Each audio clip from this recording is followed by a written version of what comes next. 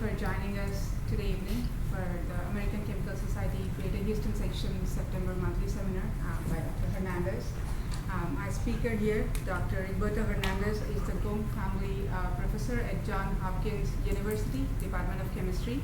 And he also serves as the director of Open Chemistry Collaborative in Diversity Equity. He's been doing that since 2011.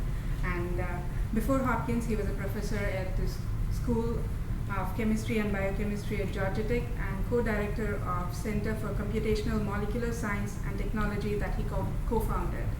He holds a BSc in Chemical Engineering and Mathematics from Princeton University and a PhD in Chemistry from University of California, Berkeley. Dr. Hernandez has had an esteemed career and received several significant awards, few of which are the NSF Career Award, Hardy Medal. He's a fellow of American Association of Advancement of Science, American Chemical Society, American Physical Society. He currently serves as the Solon MPHD Advisory Committee and as the District 4 Director or American Chemical Society Board of Directors. So he's actually our director who represents Greater Houston Section, so we are very glad to have you here. His research area can be broadly classified as the theoretical and computational chemistry of systems far from equilibrium. Without further delay, I welcome Dr. Hernandez onto the stage. Thank you, Snigdha, for the invitation, and thank you, Don, for doing the AV. We'll do what we can to bring in the rest of the world and you. I guess you could multitask by looking at your Twitter account at the same time. And in fact, if you do, that's the only time that you're allowed to use a screen. So I tell my students that they're not allowed to use screens unless they are live tweeting or texting or something to that effect. And you should tag @EverywhereChem, that's me, or my research group, that's Hernandez_Lab, Sustainable Nano, because that's what we do, Sustainable Nanotechnology. And apparently, because we are, well, not apparently, we are being hosted by the the Greater Houston, my G's, I'm so good thinking G's are Georgia, the Greater Houston local section, then you should tag @ACS-GHS. Good. And by the way, I like to show this picture. You might notice, does anybody know where I am? Or, because, well, I'm not here, I'm taking the picture. Does anyone know where that is in the room? If you're in the Brazil Sports section and listening in, you can also tell Don. What's that? Brussels. Brussels. Yeah, it's hard to tell from this is the Plaza Mayor. If I say Plaza Mayor, does that make it closer to where it might be? Spain. Madrid. Yes. Yes, I have a winner. Someone recognizes it. And this little guy here is my son about a couple of years ago, because when I do my science, I try to bring in my family as much as I can. And so we spent half a day in the lab. He was partially sleeping and partially doing math problems that I made him do. And the other half of the day, we would hang out in Madrid. So that's the picture that I like to show, and that's what I have on my Twitter account. And so sort of a mix of family and science. So I'm going to talk to you a little bit today about the nanoscale to the human scale. I have to define what it is, what we mean by nano. Some of you may be experts, some of you may not be experts. So I'm going to try to give sort of a soft entrance. So for those of you who are experts, sorry, it's going to be a little bit simple. But let's start by thinking about what is a nanoparticle. And one thing that's interesting about nanoparticles is that they can come in different shapes. The size is important, and the question becomes, what is that size? Okay, so why is it called a nanoparticle? And how small is 1 nanometer cubed? So if I think of a nanoparticle, I'm thinking nanometers, that's the nano in the nanoparticle, and in centimeters in a couple different dimensions. How small is that? Okay, so one way of starting to think about that is you look at the fact that if you take 1 nanometer and you multiply it times 1,000, you get a micrometer. You multiply it times 1,000, you get a millimeter. You multiply it times 1,000, you get a meter.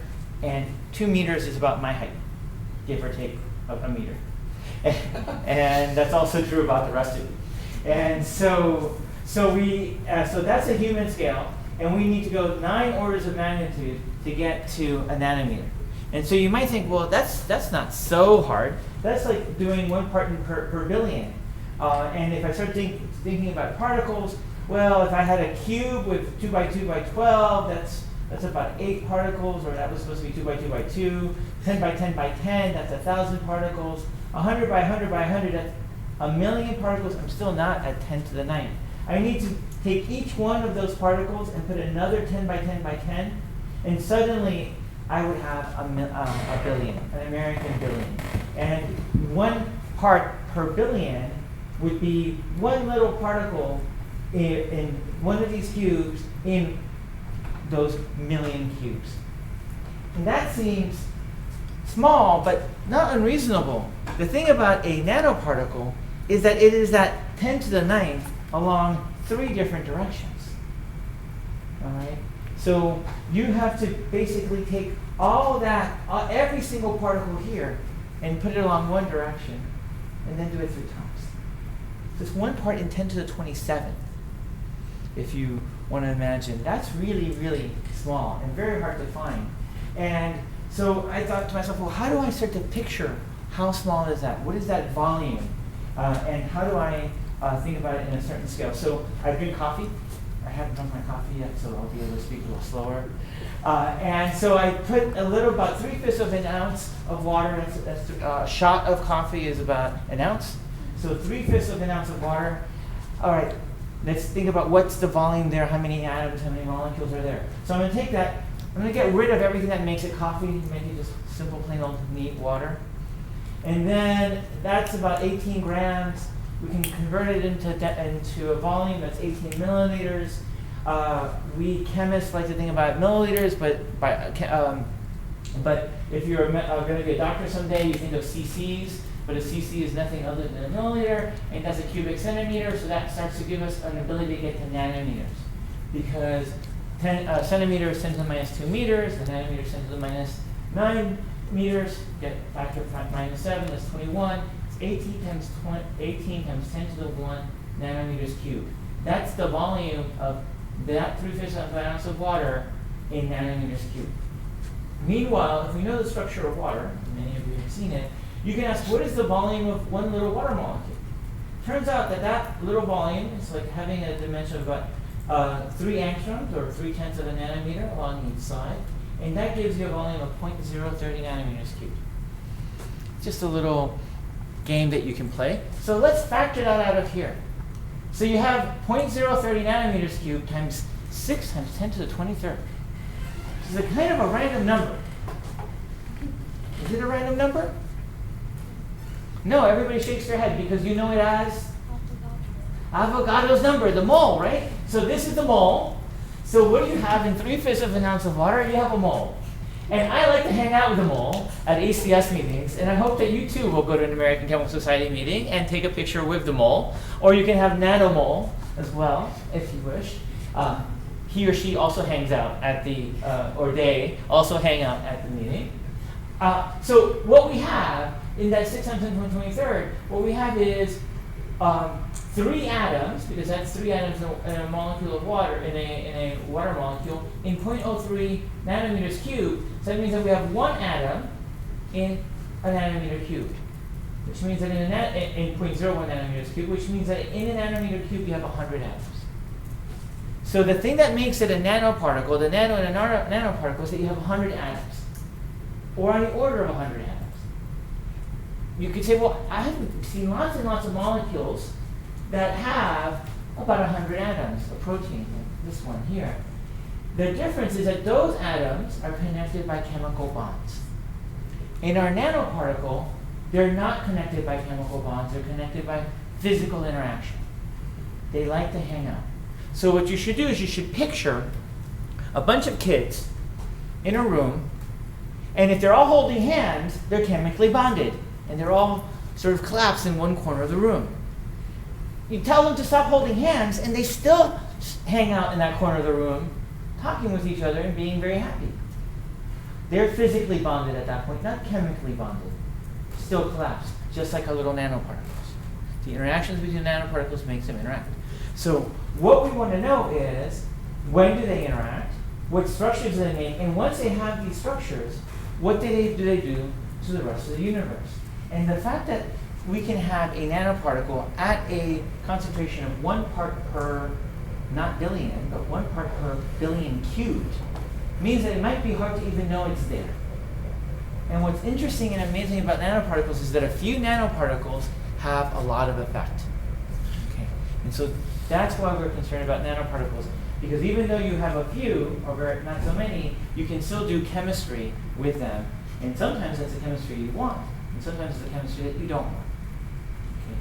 And so that leads us to the question of, are they everywhere? Yes. You see lots of nanoparticles. These nanoparticles can be bare, they can be covered, they can be transformed. You see them in CAD selenite quantum dots. They give you color. There's lots of nano people in this building in chemistry, so I'm sure you've seen these types of pictures. Transition metal oxides are really is another place where you see nanoparticles. For example, in food additives, so if you eat white donuts, you're eating nanoparticles. They haven't killed you yet, so evidently you can eat some nanoparticles and their life is okay. You can put them in fuel additives, energy storage, catalysis, consumer electronics, transportation, and sometimes, like in this car, it's like 80 pounds per car. So it's not that small when you have a lot of them. Okay. And so that can start to be something that will lead to effects in the environment. Okay. So it's also big business. This was an independent study by Lux Research commissioned by the NSF. And back around now, according to this study that was done a few years ago, it should be about a $3 million business, and it was just going way up. And so what this made us think, and by us I mean the Center for all of the scientists in the Center for Sustainable Nanotechnology, was that we should think about how we're going to use these nanoparticles. That's designing a nanoparticle for a specific purpose. But we should also worry about what it's going to do in the environment. Because at some point, consumers buy this stuff and they throw it out. And we want to know what's going to happen when you throw it out. And well, we've had many other times in the human evolution or human race where we have discovered new technologies to solve problems or give us or to give us new opportunity. And unfortunately, those new inventions, those new materials lead to other problems, other waste. Like the Industrial Revolution might be an example. Here's DDT, which induced eggshell thinning. We know about CFCs and what they did to the ozone. Asbestos-induced mesothelioma. So a number of examples where we had to go back after we introduced something into the system and remove it. In some cases, it's a problem because it's already done the damage. Okay. So what we want to do is try to not repeat history with nanoparticles. Before we release all these nanoparticles into the environment, can we do something ahead of time to mitigate any possible adverse events? Okay. So that's the vision. That means we need to know a lot about the nanomaterials. We need to know cells. So it's important here to note that we're looking at how these nanoparticles are going to affect the environment, not necessarily humans. Eventually they'll affect humans too, and if it was affecting humans, then we would be NIH funded. But we are NSF funded because we want to understand how it affects non-human health. And the most obvious way is by understanding how it interacts with the environment, what's in the environment. There's bacteria, and there's other types of life, cells. And so we want to understand the chemistry of the cell and figure out how then you have these nanomaterials and how do they interact with the cell. I keep turning my back to the camera. Don is not happy with me. But I want to talk to you guys and to you, maybe to you. Okay, so we want to understand the interaction between these nanomaterials and the cell. And when it either works or doesn't work, this should lead us to design rules that provide not just efficacy along the impact of the material, but efficacy along the axis of reduced impact on the environment. And as we learn that, then that should suggest a different type of nanomaterial or coating or system or process, which then creates a loop and eventually leads to, or will lead to, at the very least, design rules for how people in the field should define new nanomaterials or construct new nanomaterials that will be more benign, maybe not infinitely benign, but more benign, as well as have properties. So that's our objective. I'm a member of the Center for Sustainable Nanotechnology. It's a NSF Center for Chemical Innovation. There's about 15 of us principal investigators and about 60 to 90 researchers. One of those researchers was Miranda, who you see here. That's why I mentioned her before. And she was at Johns Hopkins working with Howard Fairbrother and the rest of us. There's a number of schools that are involved. And why are there so many of us? Because the problem is much larger than what can be addressed by the research of one single laboratory. We're trying to understand the theory in computing, which is what I do. We're trying to understand how to make these materials, how to characterize them, how they interact with cells, and all of these properties at many different time and length scales. And so that brings in environmental scientists, as well as analytical chemists, physical chemists, synthetic chemists, materials chemists, a slew of individuals, and that's why we have this large center.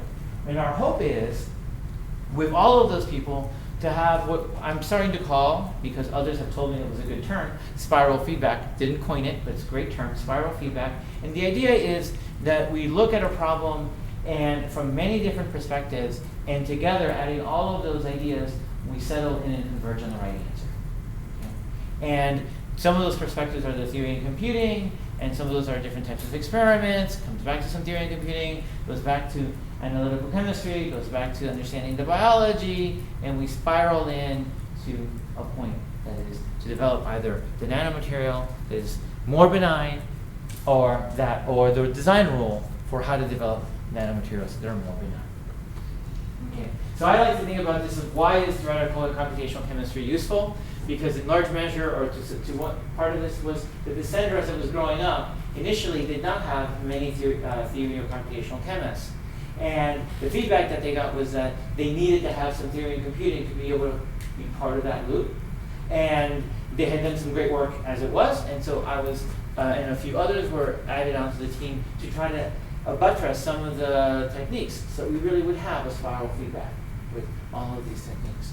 And what we want to understand, the Nano-Bio computational challenge, is how nanoparticles interact with each other, how nanoparticles interact with the surface of a biological material like a membrane, and perhaps how they go through it. Okay. And ultimately, do they do any changes that have any effect on a nanoparticle? We'd love to predict toxicity. That's sometimes a macro cellular function. It's not just a single event, but that would also be one of the targets, potentially, but not necessarily the only target.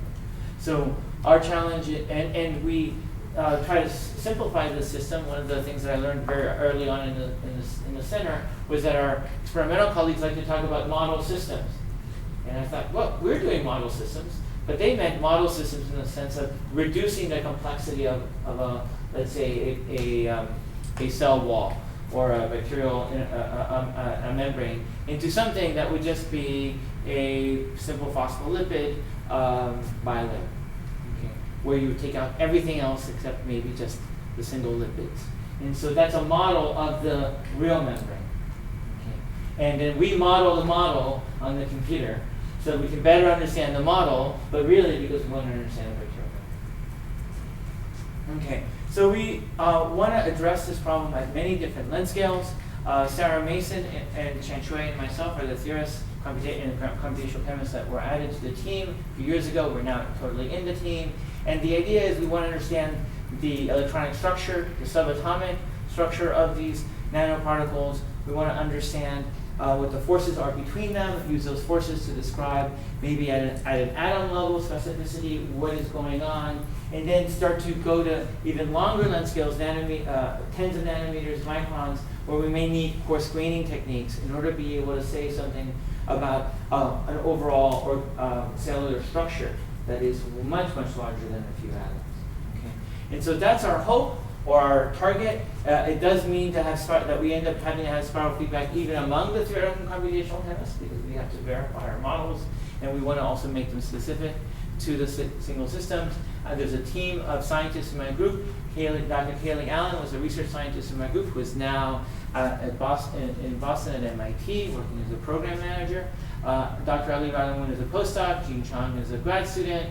I have a couple of undergrads, which I still keep showing as mascots rather than faces. But Anthony just graduated this year, and he's now in law school, and Nikita Rozanov is an REU student a couple of summers from Oregon State. And hopefully he'll come back and continue to work with us. So here's an example of spiral feedback. Maybe Chen Shui takes an atomistic model of a nanoparticle, both for the substructure as well as for the molecules that are attached to it in some corona.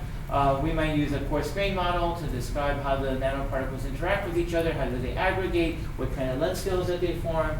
Our experimental colleagues then investigate the actual aggregation of those nanoparticles in some very complex media or environment, and to the extent that we get it right or wrong, it gives us feedback to develop the new force fields and new models, and we keep going until we better can have a predictive rule for what type of coding you should use to either encourage or discourage that aggregation.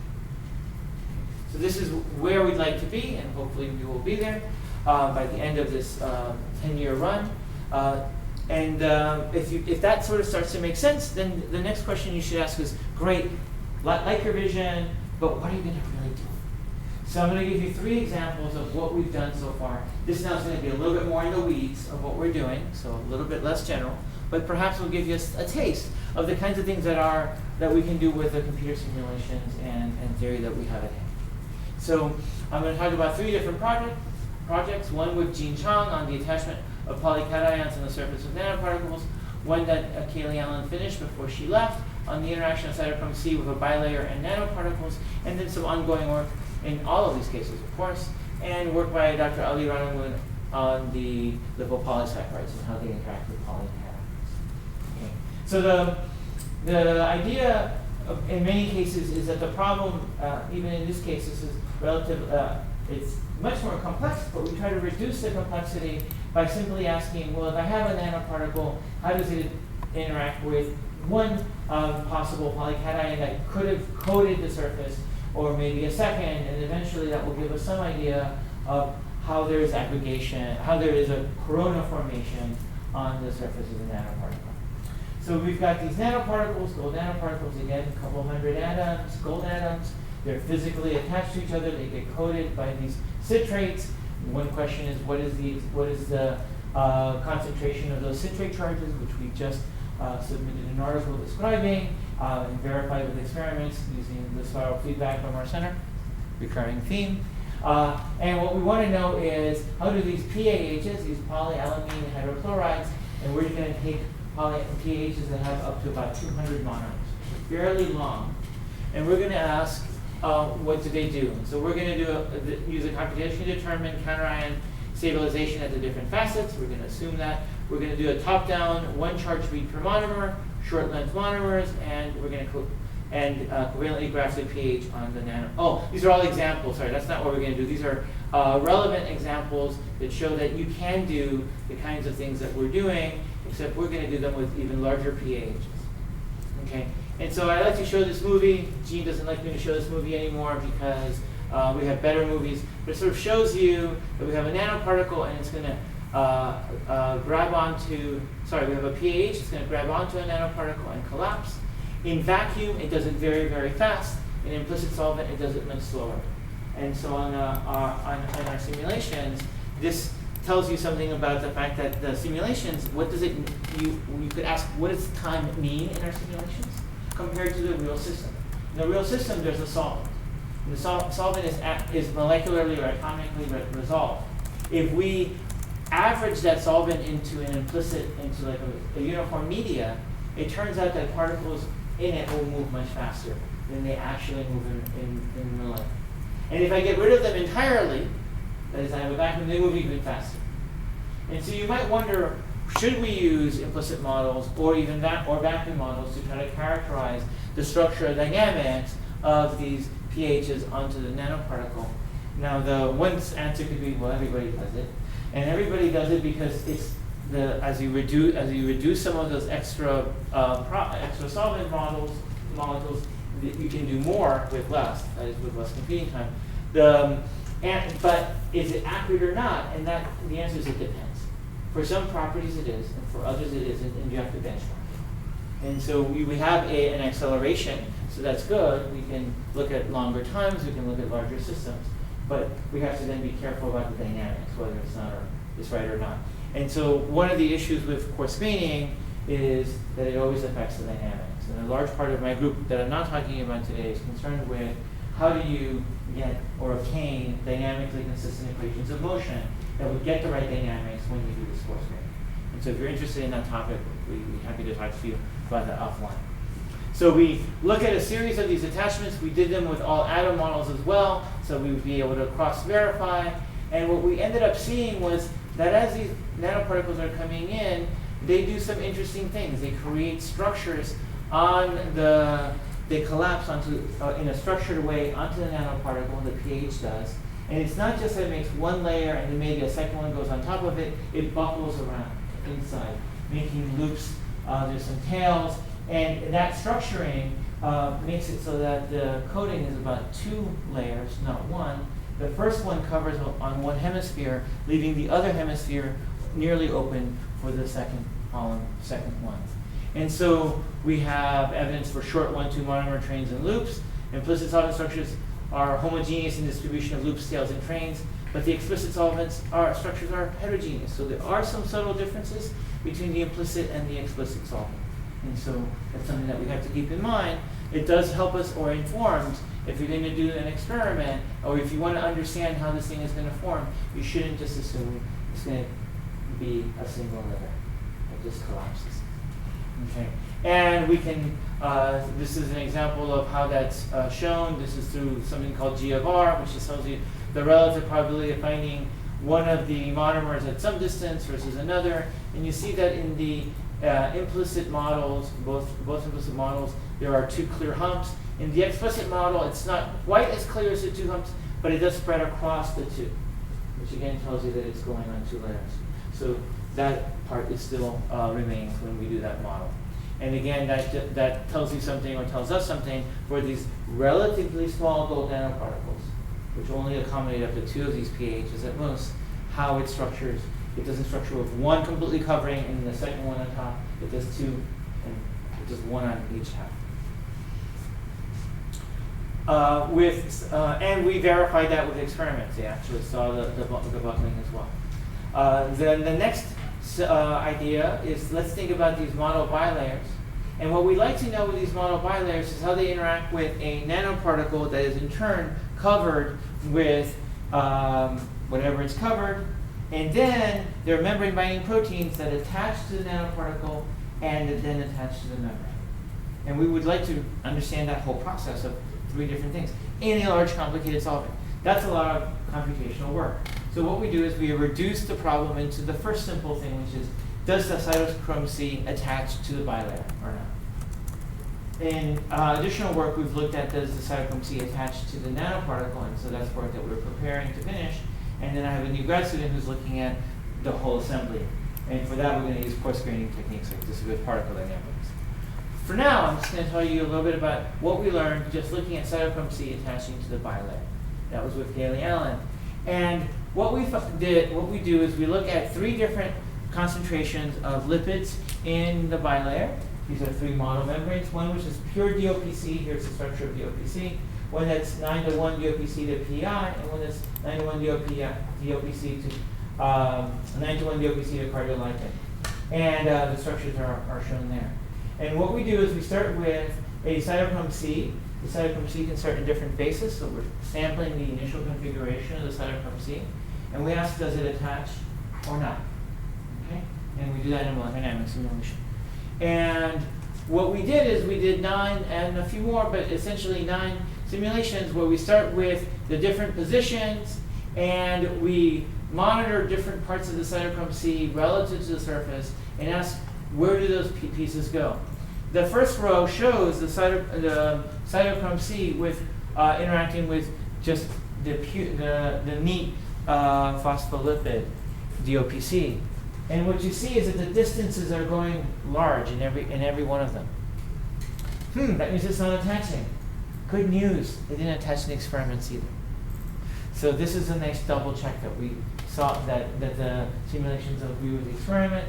We then look at PCPI, and we look at PCCL, and PCPI, regardless of which starting orientation, it binds in the same way.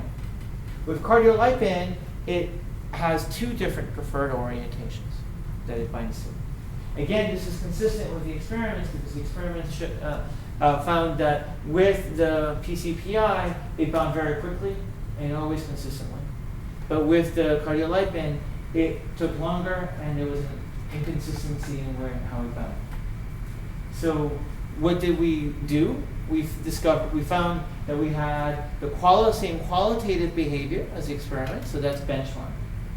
What they did not know was the relative orientation of the cytochrome C when it bound to the surface.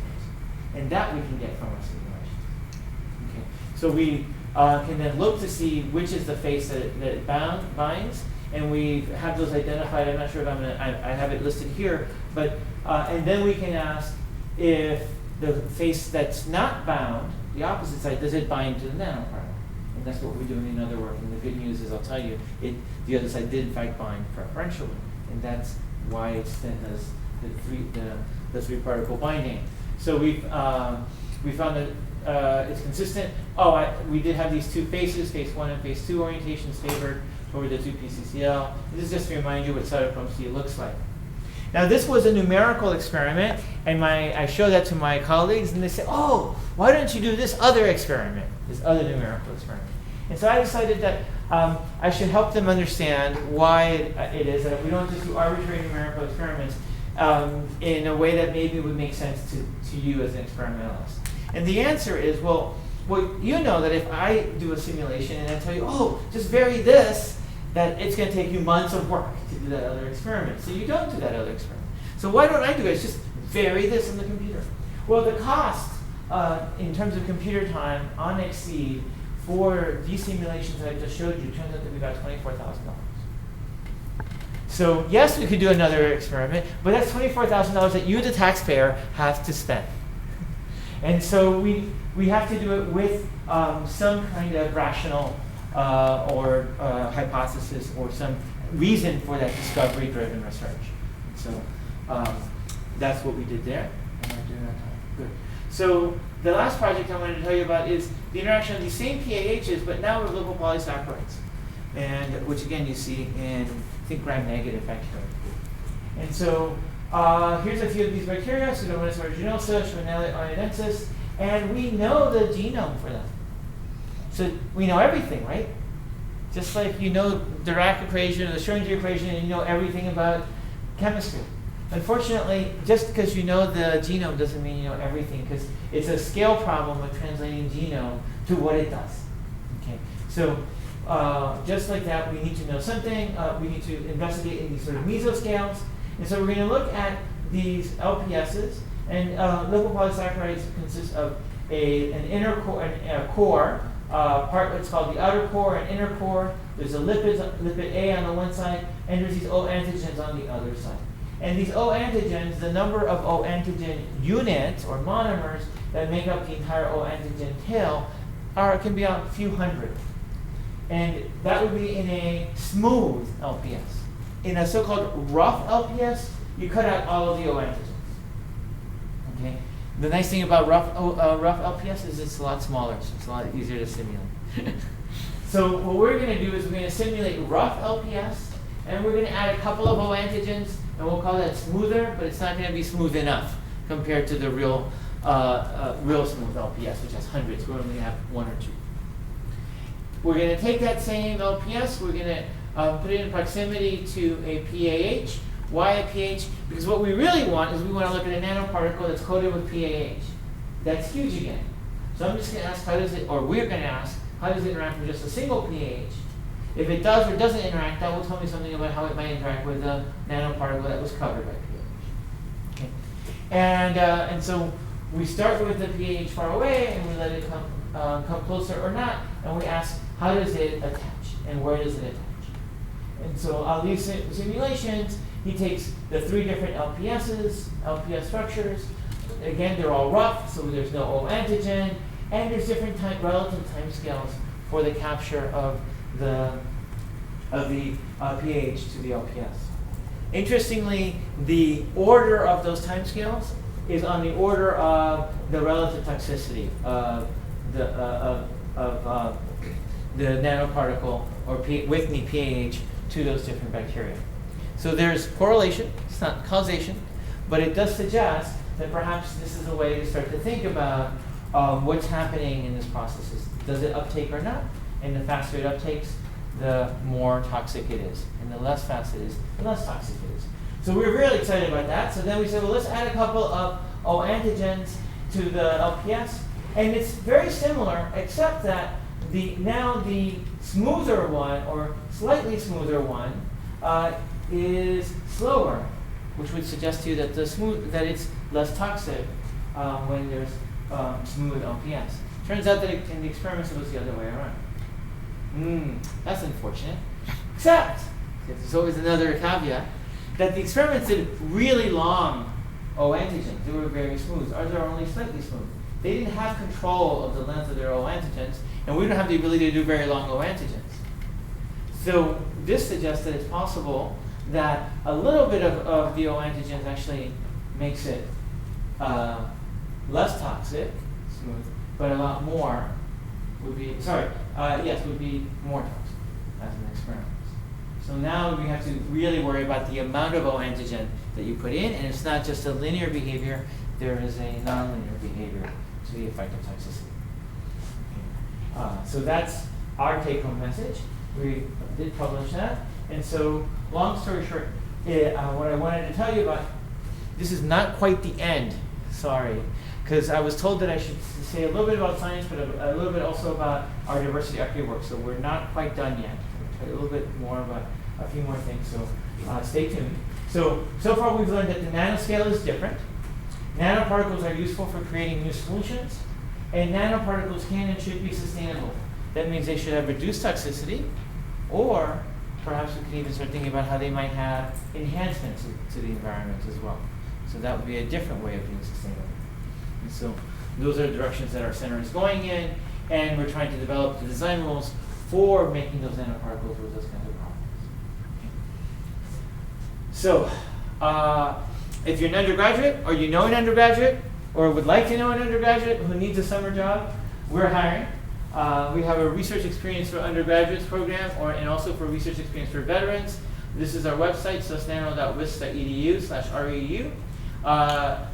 Applications are going to be open starting in the next few weeks. And if you have any questions, you can email Miriam Krause at umn.edu. And with our REU program, it's about 10 to 20 undergraduates, they can go to any one of our institutions.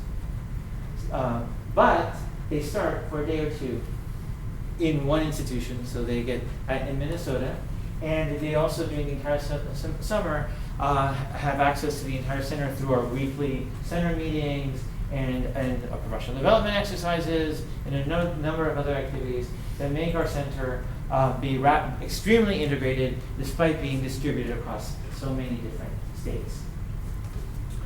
But you can come to Baltimore. And so I urge you to consider Baltimore. Before I went to Baltimore, I'd only ever seen double rainbows twice, in Telluride, Colorado, and in Hawaii. And just about 6 months ago or a year ago, I was just walking through Baltimore, and there it is, a double rainbow. So Baltimore has very nice weather, and it's a beautiful city. Here you see the Inner Harbor, and you see our campus, which is built around Georgian architecture, and it's maybe not too dissimilar from the architecture here at Rice, at least in some parts, because I saw some brick. Okay, maybe not? Okay, no. But anyway, I think it's really pretty, and so and we have great resources. So I encourage you to consider coming to Hopkins and work with my group. As I mentioned before, this is my handle on Twitter, everywherechem. You can go to our website, rh.jhu.edu, and you can also follow me on my blog. I haven't posted enough recently. If my talk wasn't terrible and you'd like to have some tips, by the way, on how to present scientific lectures, I encourage you to read my one blog post on how to 20 tips on how to give a research seminar. So take a look at that in particular. And then, I talked about one of the types of projects that we do, which is Center for Sustainable Nanotechnology. We're also interested in transition state theory, And this slide is just a deluge of data to show you that we've published a lot in the last couple of years to try to understand how do you describe reactions, chemical reactions between reactants and products through geometry rather than dynamics, and get it, and while still getting the answer not just approximately right, but exactly right. And to make life even more interesting, we can consider it not only if the environment is at equilibrium, but if it's out of equilibrium. If we have a driven environment, we can still calculate exact reaction rates using geometry. And so this work we've done in collaboration with a number of people in Loughborough University, Madrid, la Universidad Autónoma de Madrid, and la Politécnica de Madrid, and also Stuttgart University in Germany. Some of my recent collaborators have been Galen Craven, who's an awesome postdoc looking for a job. Hire him. Andre Junginger, who's now at Bosch, and Yutaka Nagahata, who's a postdoc in my lab right now from Japan. So, with that about my science, I have another component of my research effort, which is to advance diversity, equity, and I'm just going to spend a couple, maybe 5 or 6 slides, to tell you a little bit about what we've done there, to maybe get your interest, pique your interest on why you might care and what you might be able to do to advance diversity, equity. So not just thinking about the science that you do, but also how we do it as practitioners. So I'm a little concerned about giving away one of my favorite slides through the internet, but we'll see how many people are listening. So we're going to do a little think, pair, share. We may not end up pairing depending on how you do. So a paleontologist, an astronomer, and a chemist walk up to a bar. If you've never been to a bar, that's okay. If you don't know what a bar looks like, that's okay. There's no crime in knowing and having been to a bar or not having been to a bar. I just want you to picture the paleontologist, the astronomer, and the chemist in your mind. Is everyone picturing an astronomer, a paleontologist, and a chemist in their mind?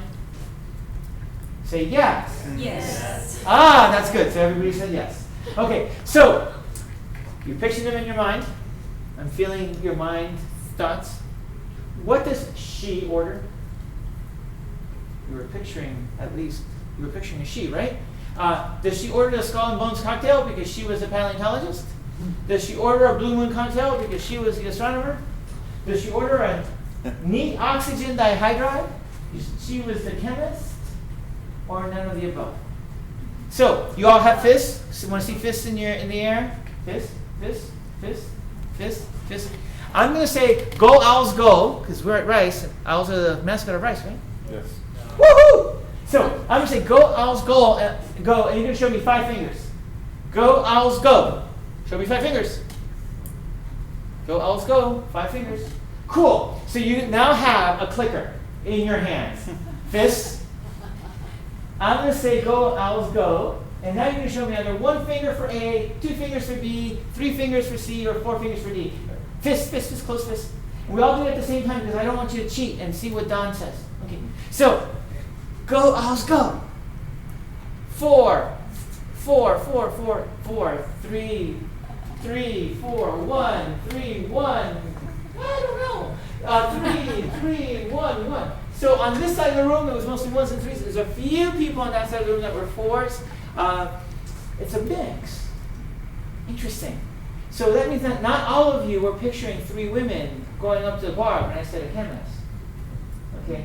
Some of you, when forced to think of one of them, maybe said one of those. But how many of you, in your heart of hearts, did you picture just 3 men when you thought about this paleontologist, chemist, and an astronomer? And there's no harm in having done that, because that's what far too many people think of when they think of the scientists. I like to think of them as all 3 of them were women, and I like to use the LEGO Research Institute set that did exactly that. When they introduced that set because they found, or the person who suggested it, wanted to make sure that people were imagining and seeing female or women scientists in the lab. From an early age. Unfortunately, that Lego set was sold out within hours. So even in the Lego world, women were rare. Women scientists were rare. Right? And, by the way, they're all Lego white. No Asians, no Hispanics, no African Americans, all Lego, no Indians, all Lego white. All right. So, is there a problem? Oh yeah, you said yes, absolutely, right? What we want with diversity is we want inclusion of the other. And the reason we want the other is because it makes all of us stronger. And that means that if I have a room of all Hispanic, Latino people like me, it's not very diverse. Because we didn't have the white people, and we didn't have the Asians, and we didn't have the African Americans. We didn't have someone from every category. Okay? So I want the Hispanics, but I want the others too. Okay? And so inclusion, diversity means inclusion of the other. And we know that it's important to have inclusion of people that are different than us along socioeconomic factors, along cultural factors, along life experiences, ideas. Universities tell you how great they are all the time because they tell you about how diverse they are along all of those factors.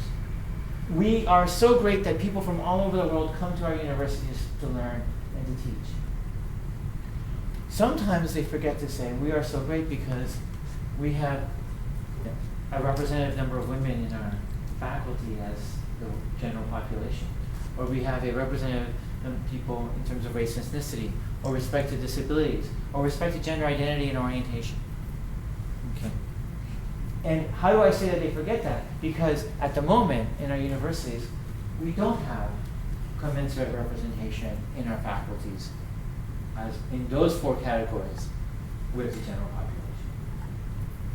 So the driver for us is that we believe in all types of diversity, but we recognize that we are underrepresented in these 4 categories.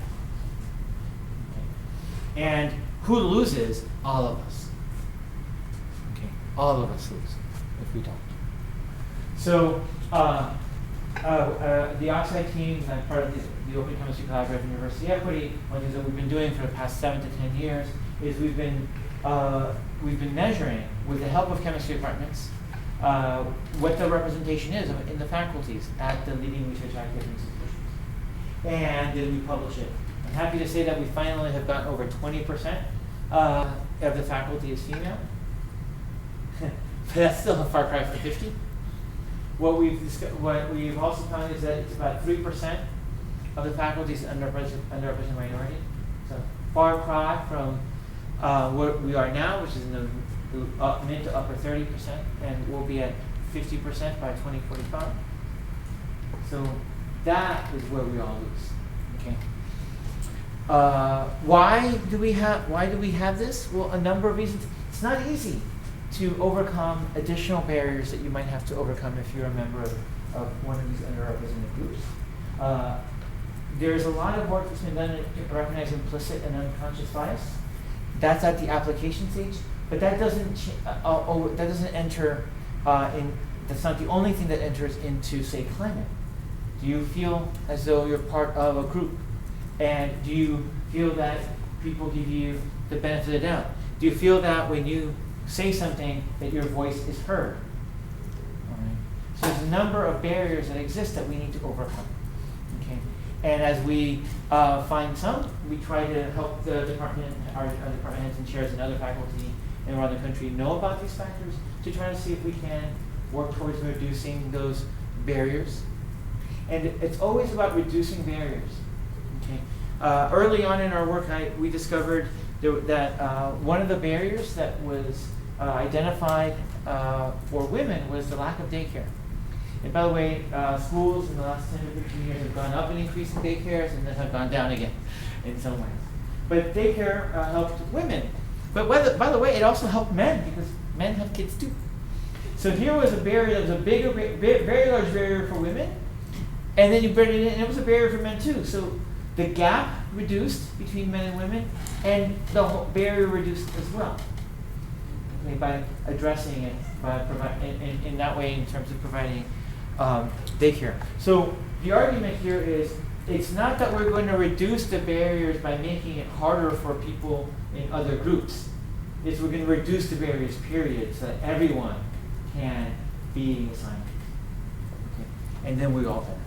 And so you can read some of our publications if you're interested, or you can chat with me or people in my team about many of these other barriers. If I had more time, I would go into that. I just wanted to give you a sense that it's a rather complex issue, as you know, but there are ways that we can address it. There are actual policies you can implement, there are procedures you can implement in departments so that you can manage diversity, so it's inclusive, and we can lead to inclusive excellence. We've published a number of things, including just this year. We just published a book that we edited. We wrote 5 of the chapters in this book describing the barriers as well as how we arrive at the recommendations that we provide to chairs and departments for how they can begin to manage diversity better. We hold every 2 years, we've been holding every 2 years, the National Diversity Equity Workshop. The fourth of those was held in 2017.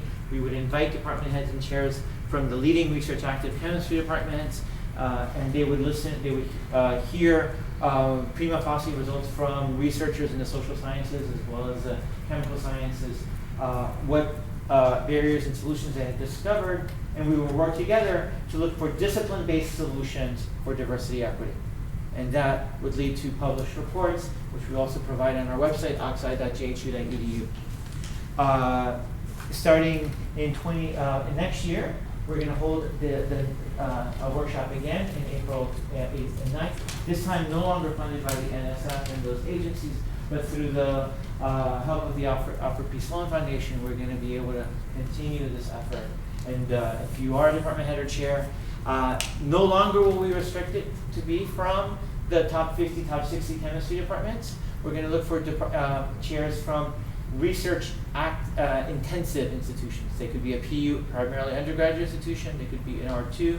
They could be an R1. As long as that particular department has research intensity, they would be eligible. They'll have to pay a registration. The individuals that come will have to pay a registration fee. So it won't be free anymore, but I think the advantage is that we'll now be able to have a broader conversation and extend what we're doing collectively. Because we're not doing it, we're all doing it together to solve this problem. One other little bit of advertisement. This idea of managing diversity led me to think about managing period.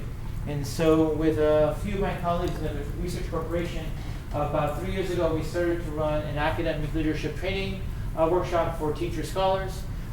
Typically, the audience for that is mid-career faculty who are interested in being a department head, a dean, a provost, or a research center director. And in about 2 days, we give them a practical advice on how to manage and lead in an academic setting. It's complementary to leadership exercises or workshops that are done in a way that is out of context of academia. And our pre and post for the evaluation of this workshop has been through the roof. For every one of our learning objectives, on a 5-point scale, between pre and post, we go up by a full point. And we've had now about almost 100, almost 90 participants, and we look to have about 36 participants. The websites are available. The applications are due now by November 1st, and we're about a month out from that, and we're already well beyond at least half the people. We could already almost fill the entire workshop, or half the workshop, with the number of applicants we've had. So I think it's going to probably be oversubscribed again. That's the downside. I don't have enough seats for everyone who wants to do it. And so with that, I want to thank you for your attention. I know it's late, and I want to. And I also want to thank my research team. Without them, I couldn't do any of the things that I do. You keep showing you these pictures. I love this picture. I'll tell you a little bit about that picture just as a last little anecdote. That picture we took when we were moving from Georgia Tech to Johns Hopkins. And what I did before we moved to Johns Hopkins is I held a research retreat with my research group at Hopkins so they would get to know why it is that we should move to Hopkins and why they should make the investment of the additional time to move to Hopkins with me. And I think, and Hopkins, some of my colleagues there initially thought it was unusual, but they did a great job of hosting us and saw the value of creating relationships for my group. And so Miranda Gallagher, who I mentioned before, she was one of our hosts. So I very much appreciated that, and they did too. And so this picture was taken while we were in our group retreat at Hopkins, before we were even there. And then later we had a couple of pictures while we were at Hopkins. None of this would happen if it wasn't for funding. I've mentioned the NSF quite a bit, the Sloan Foundation, Research Corporation does a bit, and the Gompf family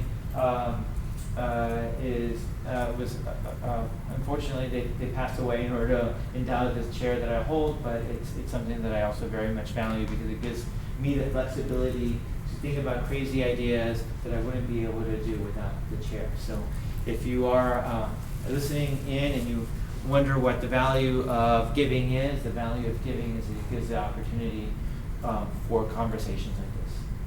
So thank you for your time.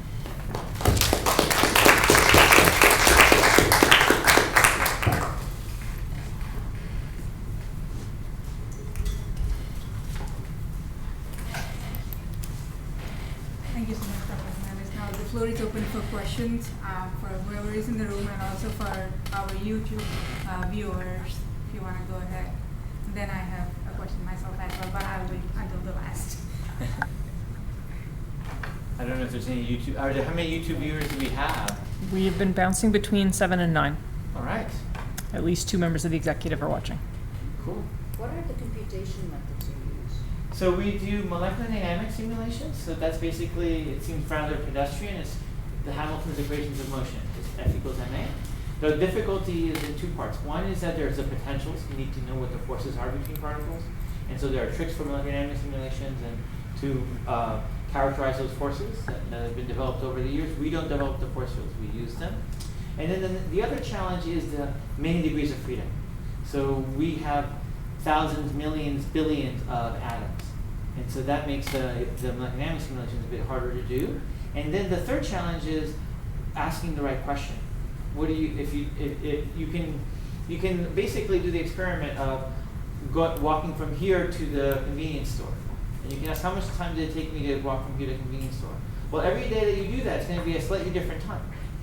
So you have to do enough of those to average them to say, know what the average rate of walking from here to the convenience store. So we need to do that too. We need to sample enough configurations, sample enough trajectories to be able to have reasonable data, and knowing how to sample that, how to accelerate the sampling, and how to use accelerated sampling to still be able to answer the right question. And so that means using some theory too. So maybe that begins to answer the question. Bruce. So the I didn't know your name. I'm sorry. So I happen to know No Bruce. problem. What is your name? Shireen. Shireen. Thank you. Nice to meet you, Shireen. So that's great that we're up to 20%. It was 18% a couple of years ago for female representation in chemistry. But I've always wondered about places like France, that have something like 50% roughly. What about Spain? I don't know the numbers, but offhand, but I don't think that they are anywhere near 50%. Is my guess. Just looking at the people I've seen when I've been there, but students, yeah, students are. Oh, yeah. They're more. I mean, the same way as they are here. So but I don't know the numbers. The way that we get the numbers in the U.S. is, it would seem very simple. We ask every department chair to send us the data. That seems very simple, and yet we have to ask sometimes 10, 20 times to get the data from one department, and so it ends up being somewhat more intensive, more labor intensive than you would think, even just for the about 120 chemistry departments that we've been tracking. Still climbing. The percentages are climbing, yes. Okay.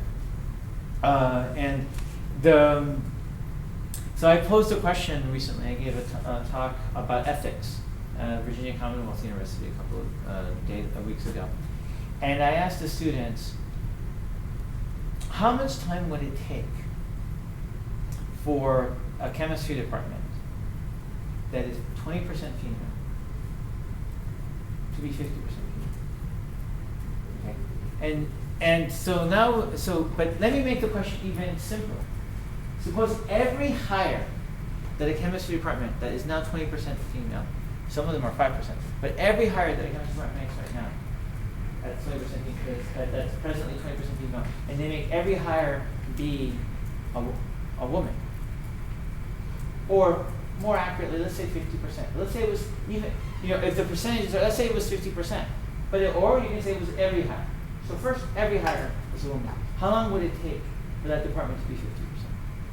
If every hire they made was a female. 30 years. 20 to 30 years, right? Because the average lifetime of a faculty member is anywhere from 40 to 70. They hold on, we hold on. I love my job, I'm gonna hold on. All right? So okay, that's about 20 to 30 years. What if it was 50% of the hires?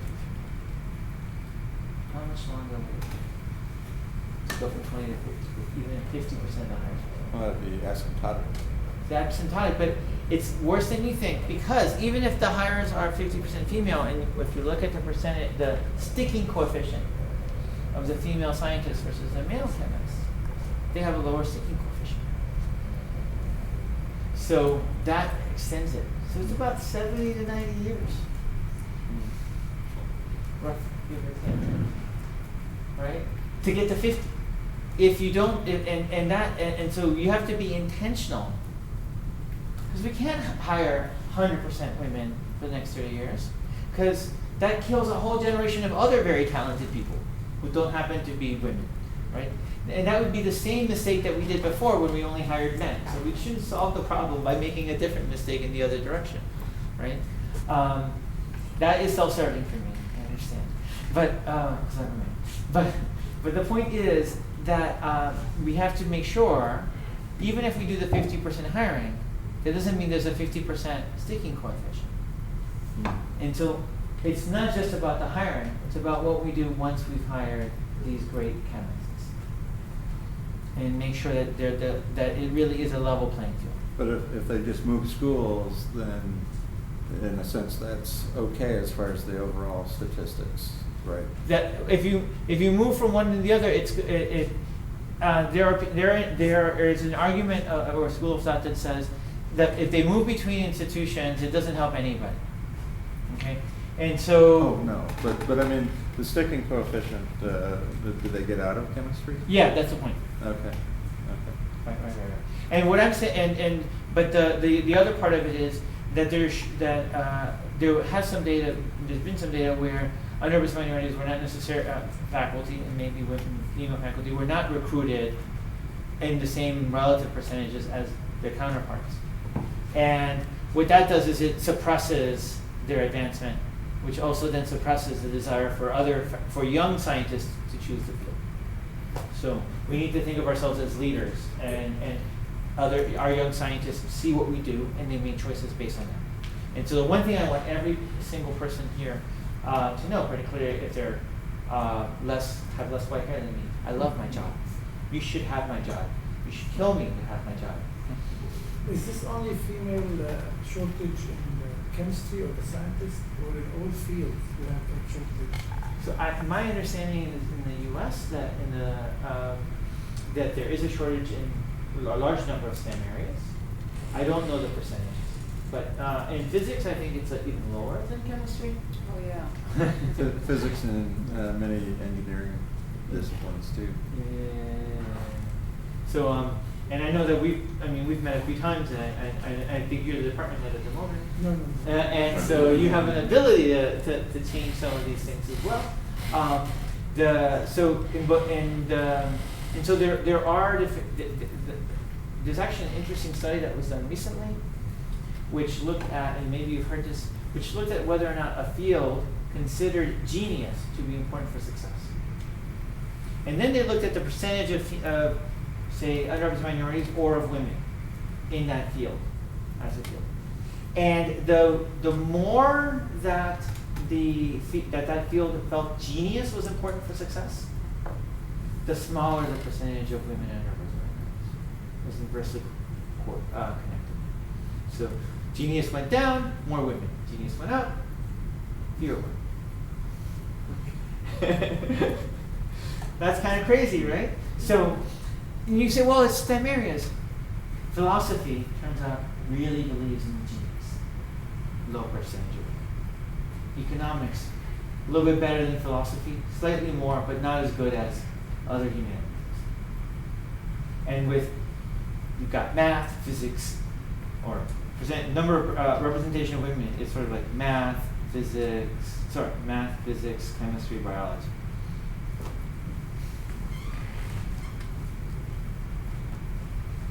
We did have a comment from Brian Gibney on YouTube who said he would be interested to see how the diversity of colleges and universities not on the NSF's list of top 50 R&D expenditure schools.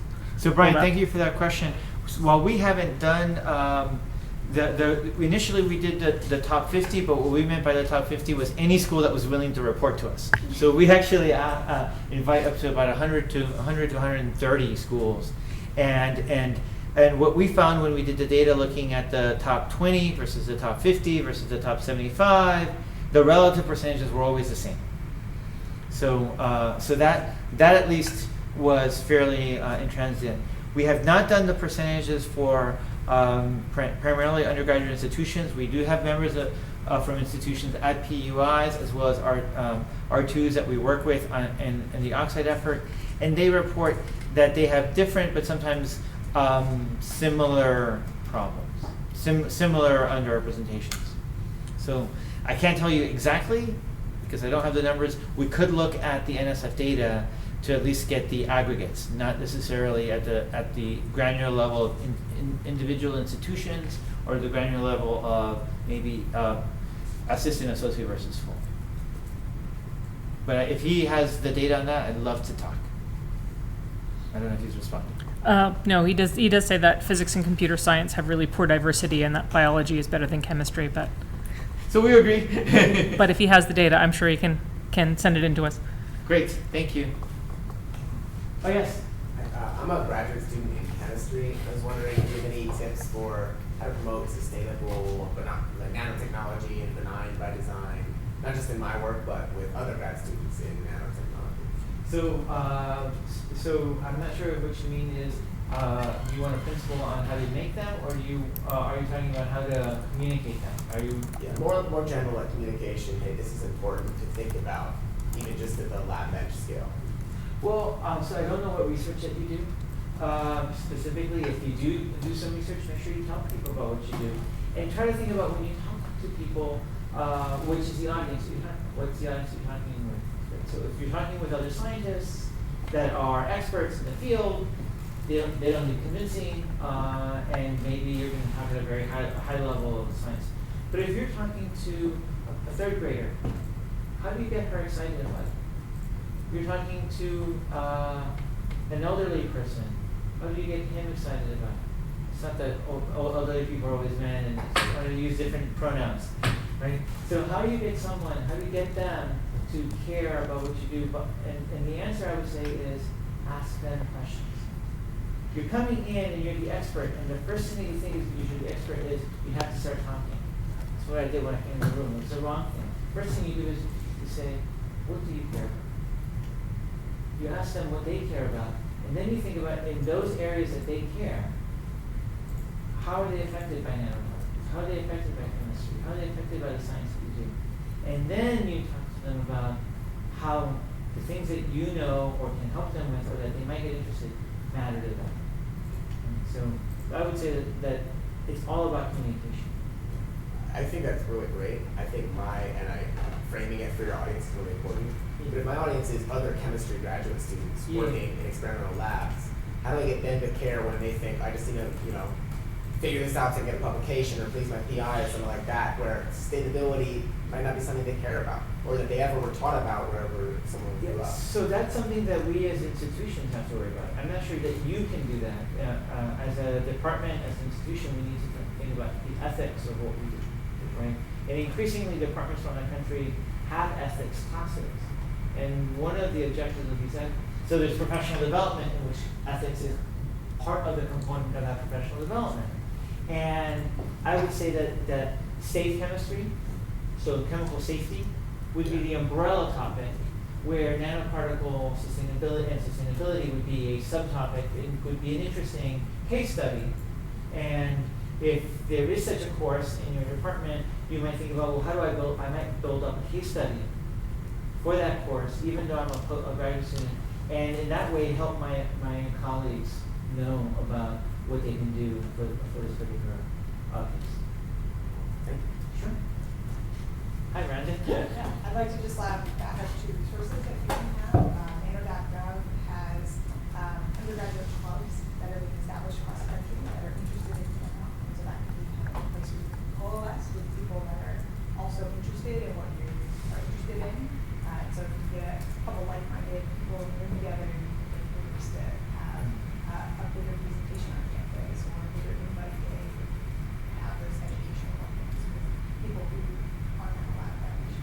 And then for the kind of higher level stuff, our blog, Sustainable Nano, has all sorts of ways that we break down these complicated papers that we're talking about. We break them down for a lay 5th grade audience, which can be helpful even for people who say are computational chemists and they need to understand how bacteria interact with nanoparticles. It's really good for him to be able to look at that and get that breakdown version of it before you dive into the actual article. So those are two resources you can use to do that. Thank you, man. That's great. And I would just add the simple thing: if you are on Twitter or on any other social media, so that you'll be able to easily get access to that, then you retweet it.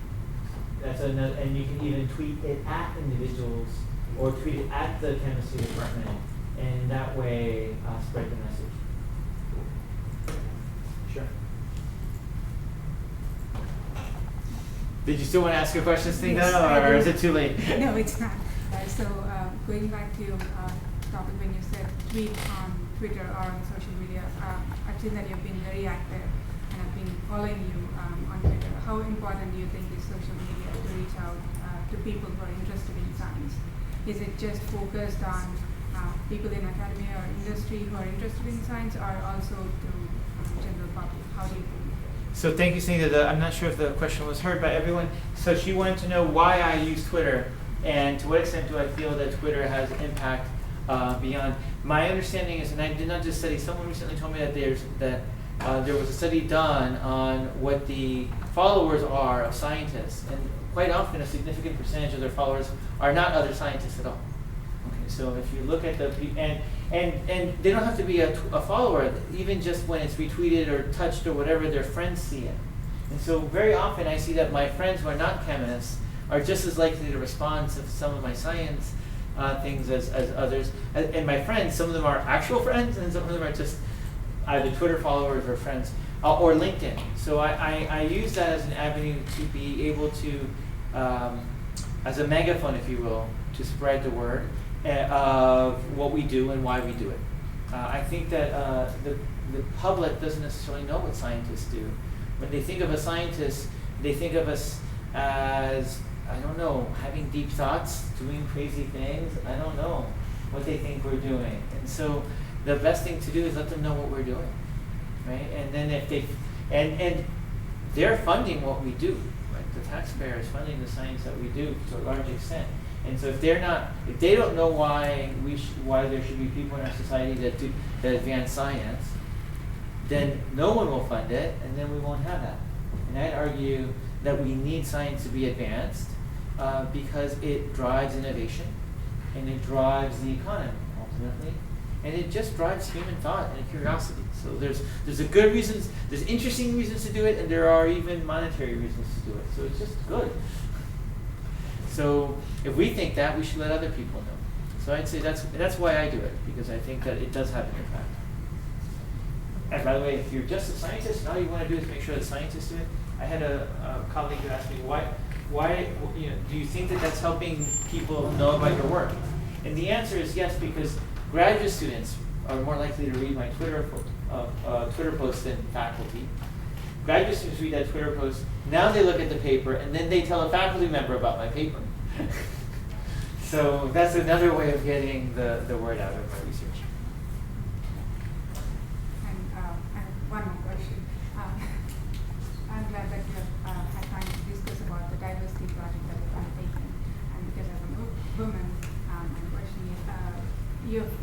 about your research about women and other participation of other groups in academic situation. Is it the same in industry as well? Have you done any kind of study on that? So it's important for women to, for all of us to be in both industry and academia and drive the science. And I think it's a great, each of us has to make a choice of what their professional goals are going to be. I happen to be in an academic setting, and for me, my concern was that my colleagues weren't diverse enough, right? That doesn't mean that in industry they should be diverse. They should also be diverse. It's just that's not my industry, so to speak. And so I focus on academia. There's a lot of work for industry. I've given presentations and worked with industrial scientists to help them advance diversity, equity, and inclusion, and also national laboratories, which are sort of a third category. So, my understanding is that in all three of these sectors, there is still underrepresentation for women, and that's a problem that we have in common, and one that we need to solve in common. I could tag on to that as just one last thing. We had a question from Lisa Houston, who says hello. Hi, Lisa. She's in Singapore. In Singapore? Wow. Yes. And her question was essentially with regards to Snigda's question, what can we do as a local section, I think, to help encourage diversity in all areas? If there's any key points that you could provide. Obviously, it's a complex situation, so Yeah. there's no fix that it's like, oh, do this one trick will fix your diversity problems next week. So if you take a look at our website, oxide.ghsu.edu, we have about 15 or 20 different recommendations that we now provide department heads and chairs. Many of those recommendations are appropriate both for departments, academic departments, as well as industry. One of the things that we learned from industry was that you make middle managers responsible for diversity and inclusion, and that is a driver that improves diversity and inclusion. In industry, it's relatively easy to identify the middle managers because there's a reporting system. In academia, middle managers are department chairs. In a university, they're in all different departments. So the reason we got together all the chemistry departments is that was a way of collectively having all the middle managers of chemistry in the room and making them responsible for diversity and inclusion. So that's the fundamental thesis that drives our effort. We call that the top-down hypothesis. We wrote about that in one of the chapters that we just published in the ACS Symposium series. So, long story short, take a look at our materials. I'd be happy to answer questions. If it's one thing that you can implement, make middle managers responsible for diversity. Be intentional in how you drive for inclusive excellence. Thanks. Right, thank you everyone. And thank you so much, Dr. Hernandez, for taking the time and visiting the Houston section and sharing your project, not just about research, but also about a very important topic about diversity and inclusion with our local section members. And we have gone live today, so with you, we are happy about that. And I wanted to present a little GHS pen. So we have celebrated our 100th anniversary. Oh, right.